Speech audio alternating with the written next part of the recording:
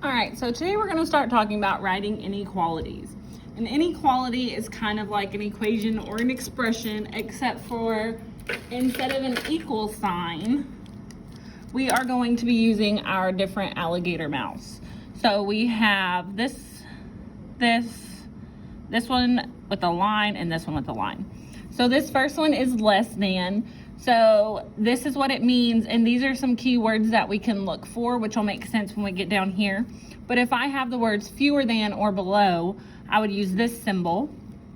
This is a greater than symbol, and some keywords that mean that are more than or above. So below, we can think below, above, up. This over here, we have these lines underneath. If we have the lines, that means it is or equal, because an equal sign has a line. So that line on the bottom also means or equal to. So some keywords for that are at most or no more than. And then this one is greater than or equal to with the line, and that means at least or no less than. So the big difference is these two cannot be equal. These can't. So let's look at how we go about writing inequalities. So our first step is to identify our keywords that let us know which symbol we will be using. So again, our keywords, and our words can be less than, at most, which is here, that was one of our keywords. Greater, if it's greater. Any of these keywords can tell us what symbol we're doing. So we can just put etc. for it goes on and on forever. Okay? So that's our first thing, is we're looking for keywords that tell us which symbol. The next is to identify the operations. Operations are adding, subtracting, multiplying, and dividing. Okay? And then we need to define our variable. We've talked about variables before. Variables are just our letters. So we need to define that so we know what we're talking about. It can be X. It can be Q. It can be any letter you want. It can be capital E.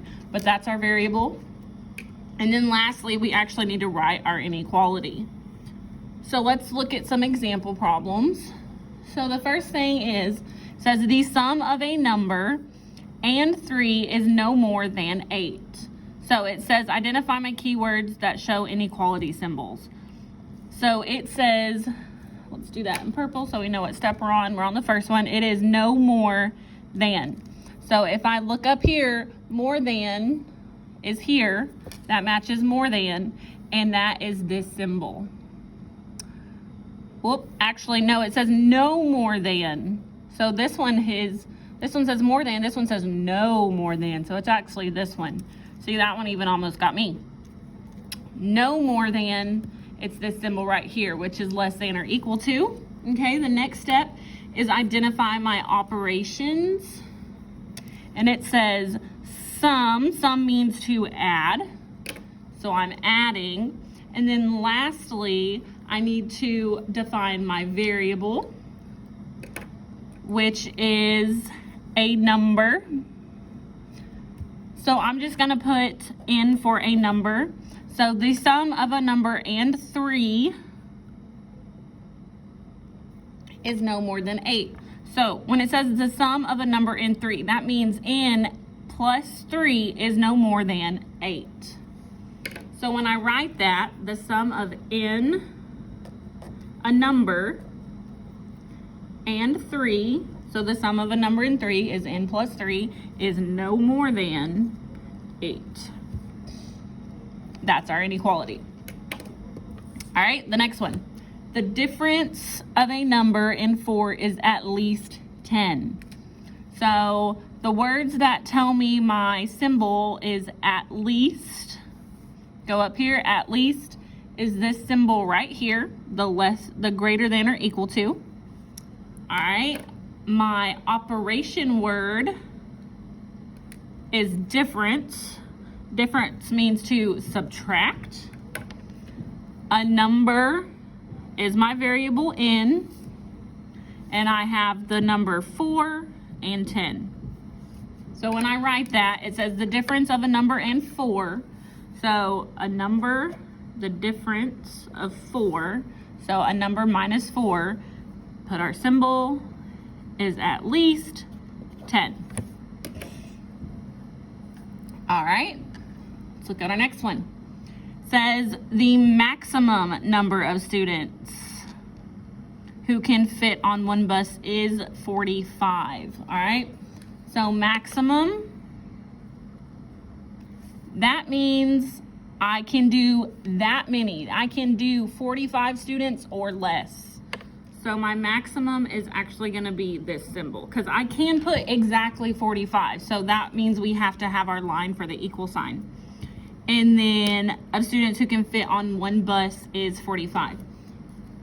So on this one, it's a little bit different.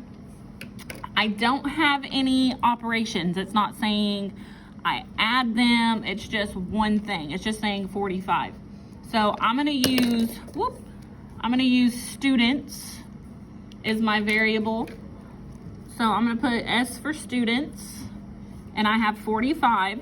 So if I was going to say this, I would have students can be less than or equal to 45. Because if I can have 45, that could go. But if I can do, I could even have 1, but I can't have more than that. So this makes sense. All right, and the next thing is she wants to sell more than 10 boxes of cookies. So more than, let's see if we have any keywords. Oh, yeah, we got that one. It goes this way. And then my variable, we're talking about cookies. So I'm gonna put C for cookies, and she wants 10 boxes. So if I'm going to write that, I would say C, which is our cookies, should be more than 10. Our alligator eats the bigger number. So if I put an 11, 12, 13, any of those, because she doesn't want to sell 10, she wants to sell more than 10. And then lastly, we need to talk about symbols. So it says which inequality symbol is represented by each graph. So once we have an inequality, we're going to graph them on a number line. So for today, we're just going to talk about how we would match these to our symbols up here, because each of these symbols matches a graph. So the first thing is we're going to look at the tail of our arrow. Our arrow, the end of it, it's pointing this direction. So our symbol is going the direction of the arrow. So my alligator is going this way. But now I have to look at the dot. On this one, we noticed it's closed. This one's open, this one's closed. If it's closed, then I also put an equal sign. So this symbol would be my greater than or equal to. So if we have a graph that looks like this, this is the symbol that represents this. This next one, first I look at my arrow, it's going this direction, so I know it's going to be this alligator mouth. But again, I have a closed circle, so that means it also gets that line, because it's that extra piece that closes it. All right, and then this one down here, I have my arrow. So I know it's going to be this symbol, but it's open, so I do not put that extra equal sign under there. Forgot to put this here. All right, and then lastly, this one over here, I look at the end of my arrow. So my alligator's going this way, and it's open, so there's no underlying circle or line for the equal sign. So make sure these go in your spiral and you're ready to go.